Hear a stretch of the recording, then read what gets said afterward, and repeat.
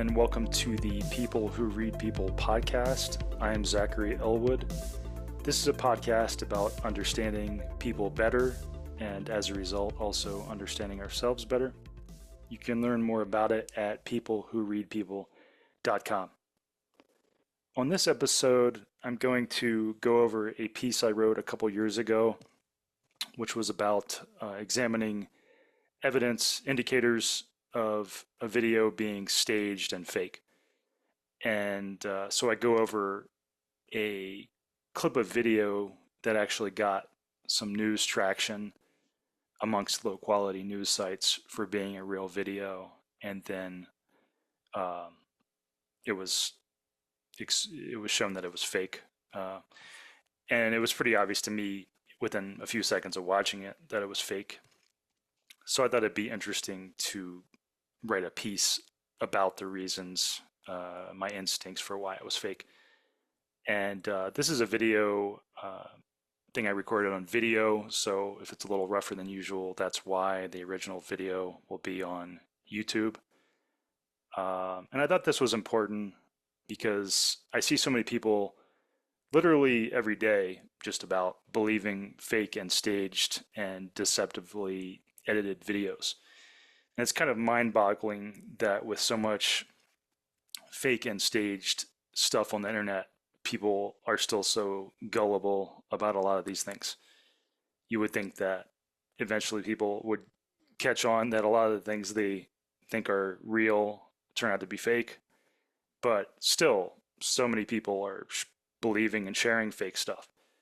And some of that stuff, either purposefully or unintentionally, adds to political and social contempt and anger and toxic polarization.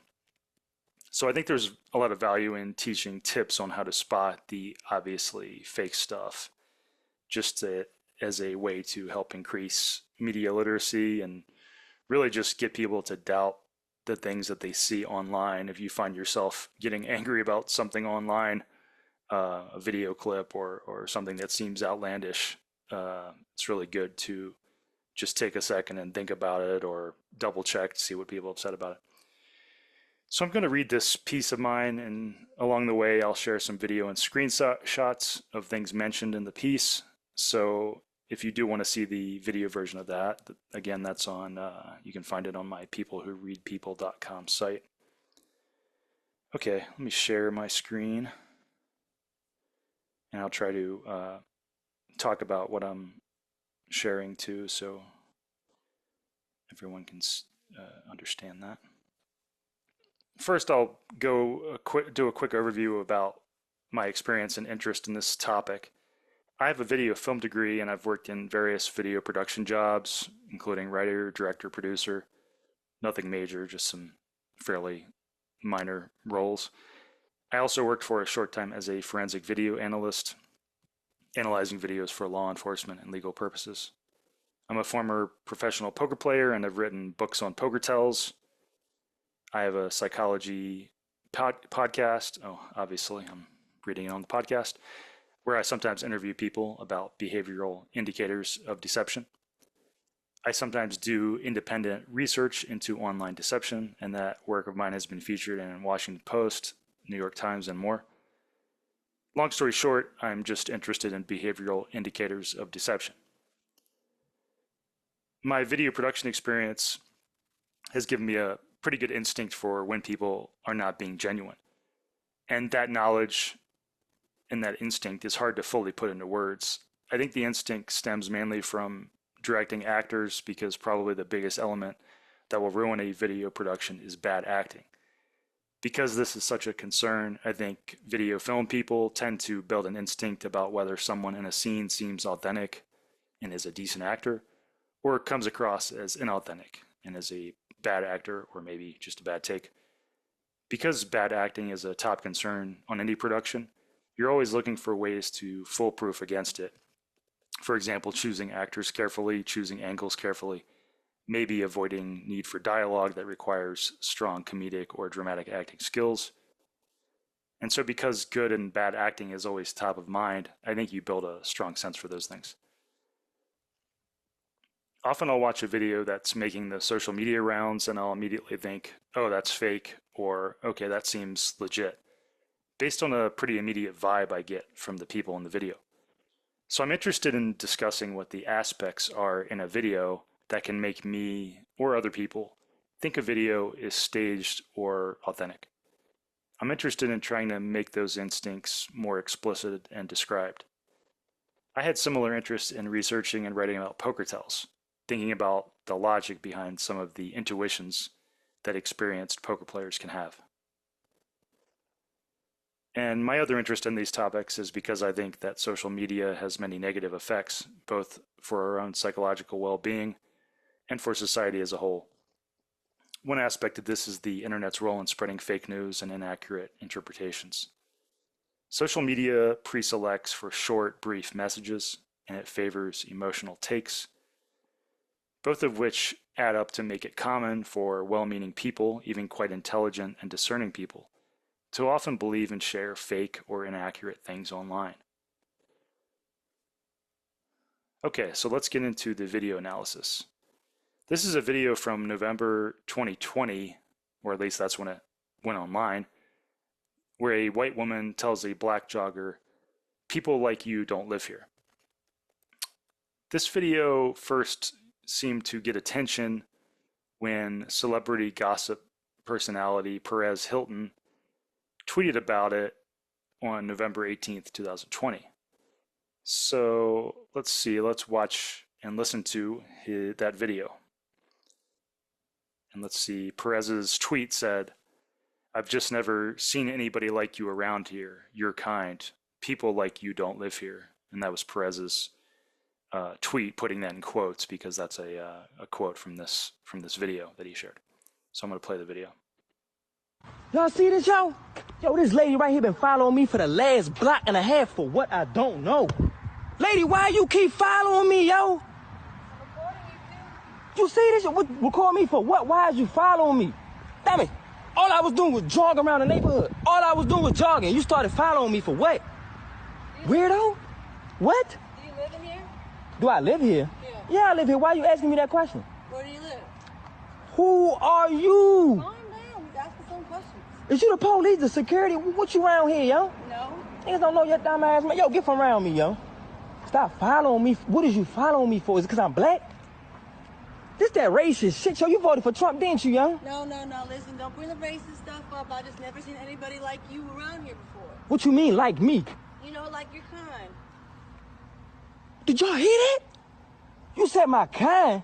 Yeah, people like you don't live in here. Oh. Y'all see this, yo? Yo, this. Okay, that was the video.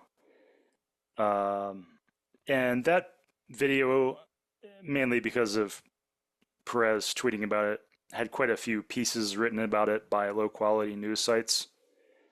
Just to read a few headlines from a few of them. Rawstory.com had one that the headline was, "Woman follows black man around neighborhood. Quote, I've never seen your kind around here before." Another one was dailydot.com. Headline was, "Video shows Karen filming black jogger because his, quote, kind doesn't live in her neighborhood." Let's see, another one was ibtimes.sg. The headline was, "Racist woman follows black jogger, harasses him because his, quote, kind doesn't live there." And all those stories were apparently news, quote, news, because Perez Hilton tweeted about it. The articles contain no details about the video other than that Hilton tweeted it. As far as I know, no one knows who the people in the video are, where it was filmed, or any other journalistically important details. Watching this for the first time, I felt confident within the first few seconds that it was staged, and I tweeted that before I had confirmed it, and I'll just read my tweet here. "This seems fake staged for a pretty long list of reasons. If I'm right, I'd imagine we'd learn that pretty soon." So, and I think it's worthwhile mentioning that I tweeted that pretty quickly just to give you a sense of how confident I was, because obviously there are risks to my image if I claim that a video showing a victim of racism is not real. If I claim if I say it's fake and staged and I'm proven wrong, obviously that's pretty bad. So let's examine some clues in this that might indicate that it was deceptive and staged. Keep in mind that none of these aspects are that persuasive or damning on their own. It's only when you add several together that it starts to veer into high confidence territory. So let's look at some clues. His focus is mostly on himself. The focus of the young man's recording is on his own face and reactions, not on the woman. When she says something to him, he'll often turn the camera on himself so we can see his reaction. This is the instinct of a performer, to focus on themselves to capture their own reactions, especially as reaction shots are known as being a key part of drama and comedy. Related to this, the woman is not focused on. He avoids showing the woman's face. She is mostly shot so that her head is outside the frame. Compare this to genuine videos of people who are recording offensive behavior. The focus of those videos is usually almost entirely on the person doing the bad thing. The natural inclination is to capture the offending behavior, to gather evidence, to hold someone accountable. But here we only get a quick glimpse of her face, which makes sense if the video were staged. If you were going to be portraying a horrible person, you probably want to avoid showing your face and being easily identified. And the hat over her face makes it harder to identify her, so that seems a purposeful choice too, the baseball cap low over her face. There's a probable story inconsistency. He says he was jogging around the neighborhood, but he is not out of breath. He also says she's been following him for several blocks, and it seems unlikely she'd be right next to him if he were actually jogging. Again, these are nothing convincing on their own, as it's easy to imagine scenarios where both of those things could be true, but they're just things that add to the list of clues. He doesn't seem angry. This is admittedly a subjective aspect and hard to quantify, because people respond to offenses in different ways. But his facial expressions and tone of voice don't communicate much anger, in my opinion. He seems like someone trying to get or act angry and shocked, but there seems to be no real edge or quaver to his voice, no stress in his eyes or facial expression, no verbal awkwardness that people who are genuinely upset often have. The reactions are over the top. He seems too calm. The woman is also relaxed. The woman is strangely relaxed given the circumstances. You'd expect that if she were actually following someone and saying such horrible, offensive things, she might be a bit uncomfortable and might want to avoid aggravating him, but instead she seems relaxed and is quite comfortable walking near him. Put another way, if she were actually concerned / scared of him being in the neighborhood, it'd be a bit unusual for her to simultaneously be so relaxed around him. Of course, she could have some mental issues, but we're just considering some likely scenarios here. The dialogue draws attention to the offensiveness of the woman's speech, makes it very obvious. Everything that in a similar video might be a bit subtle or ambiguous is here made entirely explicit. He says, "What is you following me for? Is it 'cause I'm black? This that racist shit, yo. You voted for Trump, didn't you?" She responds, "I just never seen anybody like you around here before." He says, "What you mean, like me?" She says, "You know, like your kind." He emphasizes the offending line by giving the camera a shocked expression and asks the audience, "Did y'all hear that?" Then says to her, "You said my kind." She says, "Yeah, people like you don't live in here." The dialogue leaves no room for misinterpretation. There is no subtlety in trying to figure out what her motivations are. It is clearly racist. While there are obviously many videos of people treating people badly in ways attributed to race, and I have a link to some well-known pieces, in most of these types of videos, the cause of the behavior is not made explicit. There is usually some room for error in trying to determine what exactly the person's motivations were. This is just to say that making the racism very obvious can be a clue that it was staged and that they were trying to make it very explicit as opposed to a more realistic depiction. Related to the above point, in general, I'd argue that the more obviously despicable the quote villain in a video is, the more likely two explanations become. Either the video is staged or the villain is suffering from some mental issues. And this is because most normal functioning people don't want to make their bad qualities so obvious. Most decently functioning people don't wish to be captured behaving horribly on camera. So most of that kind of offensive behavior from normal people is on the more subtle side. I examine offensive behavior displayed in viral videos in 2 of my past podcast interviews, and I'll put links to those on the entry for this episode on my site. But in this video, nothing is left to the imagination. And making things obvious and over the top and not subtle like real life usually is what deceivers and bad actors like to do. In my book on verbal poker tells, I talk about the degree of subtlety being a factor in poker tells too. It's a similar idea. The more obvious and on display a behavior is, the more likely it becomes that it's displayed purposefully and is deceptive. His calling her weirdo stood out to me as a likely indicator of him not actually being angry. Think about yourself being in such a situation where someone is following you, recording you, and harassing you. Would calling that person weirdo be near the top of your mind? Weirdo in this context stands out to me as an abnormally mild thing to call someone in such a situation. Again, it's totally possible it would happen, but it did strike me as unusually low-key a word choice.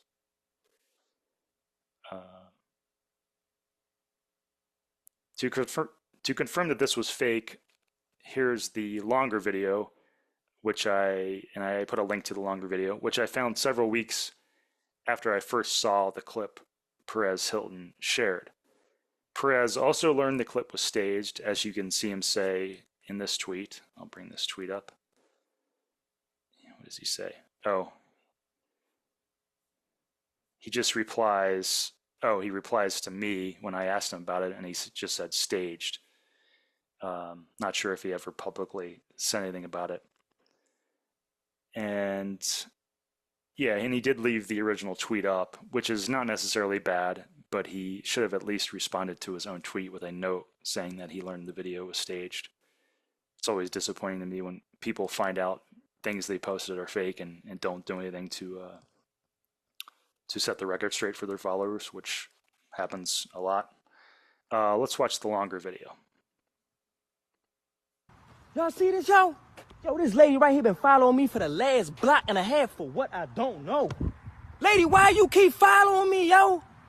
Okay, I'm gonna skip ahead to where we, because it's just the ending. Woman? Don't go breaking into anything, okay? But I know you, because you too fine for me to. Like you don't live in here. Oh, no, you know what? I'm gonna be a gentleman, and I'm gonna walk away, because you too fine for me to. I wish you weren't racist. You look too good to be racist, woman. Don't go breaking into anything, okay? But I know you got a dark soul. You said what? You know, I'm gonna walk away, I'm gonna be a gentleman. Please just don't follow me, all right? Yo, y'all see that? Why is you still following me? Huh? What's the difference between me and you? What's the difference between me and you? Huh? What's the difference between our skin colors? Nothing. I ain't got no control over this. I was born like this. Anyway, he keeps going for a while, and you probably got the idea that it was over the top from his reaction there, and staged, and they're being silly. So yeah, why do we care about fake and staged videos? Sometimes when I've pointed out that someone is sharing or believing something fake, they don't really care. I've had many people directly tell me something like, I don't care that it's fake, it could be real. An example of this is shown here. I shared a picture of a tweet that was a response to me telling the person that the video that they'd believed was fake. They said, whether that's a stage or not makes no difference to me. It has been a true story way too many times in this country. So let's look at some negative things about people believing such fake and staged videos. And to be clear, like there's plenty of staged videos and deceptive videos about all sorts of topics. This one just happened to be about a racist encounter, but there's just all sorts of fake videos out there that people are judgmentally believing. For one thing, these things distort people's views of the world. When people uncritically accept fake news or skewed interpretations of events, they form a distorted view of the world and the problems we face. They create more negative emotions. Content that arouses negative emotions, anger and fear, spreads more easily on the internet than other content. We are attracted to negative things. We're attuned to threat and conflict. This has been referred to sometimes as the negativity bias. And social media exposes us constantly to inaccurate interpretations aimed at arousing negative emotions. It's easy to imagine that such a landscape has a negative impact on our emotional well-being. And then it creates less credibility for a person or associated group. When people believe fake news or false interpretations of real events, those people's political opponents will have reason to mock them or to downplay their concerns in general. For example, when some liberal people believe a staged video and act as if it's real and appalling, it causes some conservatives to view liberals' concerns as less serious in general.